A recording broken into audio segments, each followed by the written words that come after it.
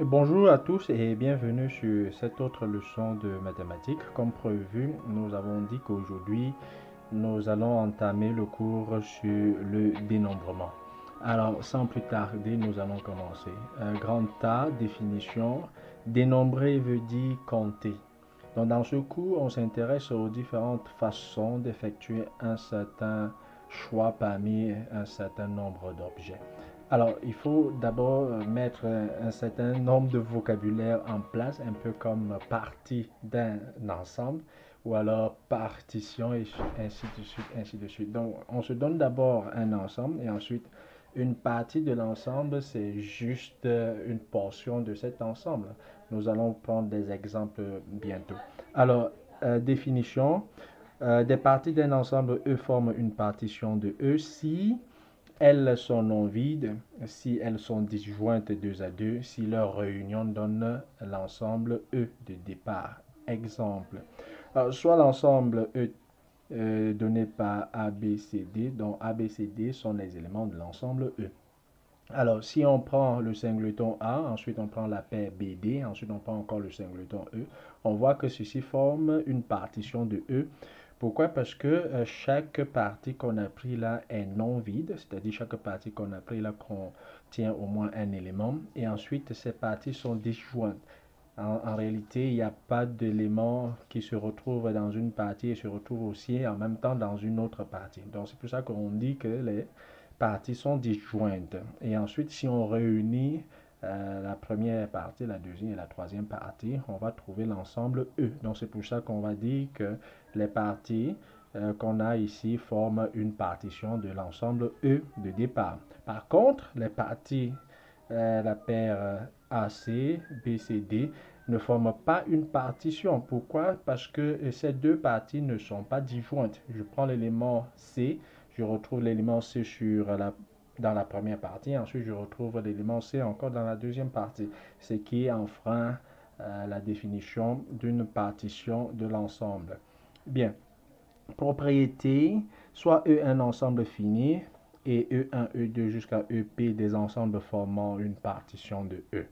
Alors, cardinal de E est égal à cardinal de E1 plus cardinal de E2 plus cardinal de EP. Donc, je rappelle que ces EI là, I allant de 1 à P, forment une partition de E. Donc, ce n'est qu'à cette condition qu'on peut dire que le cardinal de E est la somme de ces parties-là. Alors, bien sûr, cardinal de A, c'est le cardinal de l'ensemble A, c'est-à-dire le nombre d'éléments contenus dans l'ensemble A. Et pour toute partie A et B d'un ensemble fini E, de façon générale, on a cardinal de A union B égale à cardinal de A plus cardinal de B moins cardinal de A inter B. On fait ça pour éviter de prendre les éléments deux fois. Alors, produit cartésien, comme autre définition, soit A et B deux ensemble, on appelle produit cartésien de A par B, l'ensemble des couples AB, et tel que A appartient à B, B appartient à B. Tel que A appartient à A, B appartient à B. Bon, voilà. Cet ensemble est noté A croix B. Voilà, et on va prendre cette propriété qui permet de calculer le cardinal de l'ensemble A croix B. Donc, cardinal de l'ensemble A croix B, c'est tout simplement le produit du cardinal de A par le cardinal de B. Et maintenant, nous allons prendre le grand 3 pour essayer de définir ce qu'on entend par PUplet, arrangement, permutation, combinaison. Alors, définition, PUplet d'un ensemble, soit E un ensemble à n éléments et P un nombre entier naturel non nul, on appelle PUplet de E, tout élément de l'ensemble E à la puissance P, ou E à la puissance P, c'est tout simplement E croix E croix E croix E, P fois. Alors, par exemple, nous allons prendre 2, 3, 4, 6. Ce sont des couples. Ce sont les deux uplets qu'on appelle couples. Et quand c'est des choses comme ça avec trois éléments, on va parler plutôt de triplets. Les trois uplets sont appelés les triplets. Et comme remarque, cardinal de E à la puissance P est tout simplement égal à cardinal de E, le tout à la puissance P. Rappelez-vous comment on a défini EP. EP, c'est le produit cartésien P fois de E.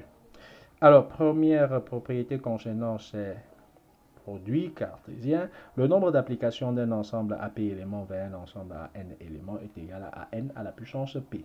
Donc ça, c'est quelque chose qu'il faut retenir et essayer de les appliquer dans des exercices qu'on va voir plus tard quand je vais vous présenter le quiz. Alors, définition de arrangement. Soit E un ensemble à n éléments et P un nombre entier naturel non nul tel que P soit plus petit que n.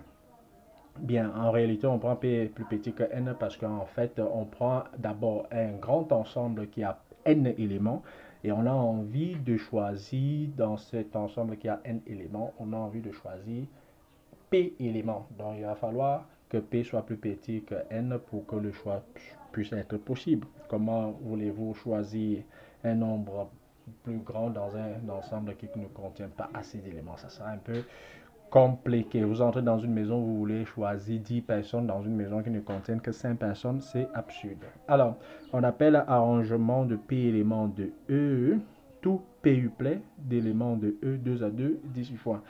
Alors, il est noté APN est défini par A facteur de n-1, n-2, facteur de jusqu'à n-p plus 1. Et nous allons prendre cette autre définition qui vous permet de voir ce qu'on entend par factoriel. Factoriel, n est égal à n facteur de n-1, facteur de n-2, facteur de n-3, jusqu'à fois 2 fois 1. Donc, c'est ce qu'on appelle factoriel de n. À chaque fois, vous diminuez le nombre et puis vous multipliez jusqu'à arriver à 1. Alors, par convention, factoriel de 0 est égal à 1. Et comme formule, vous allez prendre que arrangement de P dans n est égal à factoriel de n, le tout sur factoriel de n moins P. Alors, comme autre définition, permutation. Soit E un ensemble à n éléments, on appelle la permutation de E tout arrangement de n éléments de E. Le nombre de permutations d'un ensemble à n éléments vers un ensemble à n éléments est tout simplement factoriel n. Combinaison. Alors, je veux juste vous dire que combinaison, c'est en réalité le nombre de parties qu'on peut former, le nombre de parties à P éléments qu'on peut former dans un grand ensemble à N éléments. Et ce nombre-là est appelé combinaison. Alors, soit E un ensemble à N éléments et P un nombre entier naturel tel que P soit plus petit que N. On appelle combinaison de P éléments de E, tout sous-ensemble de E ayant P éléments. Voilà. Alors, il est noté combinaison de P dans N, mais les anglo-saxons notent ça par une sorte de parenthèse et mettent N en haut et P en bas. Donc, combinaison de P dans N est égal à arrangement de P dans N, le tout sur factoriel de P. Et si vous calculez ça, ça va vous donner factoriel N, le tout sur factoriel P fois factoriel de N moins P. Donc voilà en ce qui concerne les combinaisons. Et comme autre propriété, vous allez prendre ceci, soit A et B, deux nombres réels et N un nombre entier naturel non nul. Alors, A plus B, le tout à la puissance N est tout simplement égal à ceci. Alors, ceux qui ont entendu parler du triangle de Pascal vont comprendre exactement de quoi je suis en train de parler. Alors, comme tableau récapitulatif, vous aurez ceci. Alors, en réalité, pour faire une sorte de tirage de P éléments dans un ensemble à N éléments, on va d'abord se poser des questions. Est-ce que ces tirages se passent de façon simultanée? Si c'est simultané, alors le nombre de tirages possibles est égal à combinaison de P dans N. Alors, si le tirage ne se passe pas simultanément, ça veut dire que ça se passe successivement. Ça veut dire qu'il va falloir se poser deux questions dans ce cas. Ça se passe successivement. Est-ce qu'il y a remise ou pas? Alors, s'il y a remise, ça veut dire qu'on peut tirer un même objet plusieurs fois. Alors, le nombre de tirages possibles, ça sera n à la puissance p. Alors, si le tirage successif là se passe sans remise, alors le nombre de tirages possibles, ça sera arrangement de p dans n. Donc, voilà ce qu'il faut retenir dans ce tableau récapitulatif de tout ce qu'on vient de voir en ce qui concerne cette notion de dénombrement. Voilà, alors sans plus tarder, nous allons vous présenter quelques exercices sous forme de quiz, sous forme de QCM. Donc à chaque fois, vous allez choisir la bonne réponse parmi les quatre réponses qui vous sont proposées. Alors, comme première question, soit E un ensemble comme vous voyez ici, 1, 2, 3, 4. Combien de nombres de trois chiffres distincts peut-on écrire à l'aide de ces des éléments de E? Voilà, à vous de jouer. Donc, je vais vous présenter un certain nombre d'exercices comme ça. Et puis, traitez-les avant de vous pencher sur la bonne réponse. Ok, ce cours aujourd'hui a été bref, je vois. Et merci de l'avoir suivi et rendez-vous à la semaine prochaine où nous allons parler je vais regarder, nous allons parler de limite et continuité. Donc ça, c'est le titre du cours de la semaine prochaine. Portez-vous bien, prenez bien soin de vous. À la semaine prochaine. Ciao, bye bye.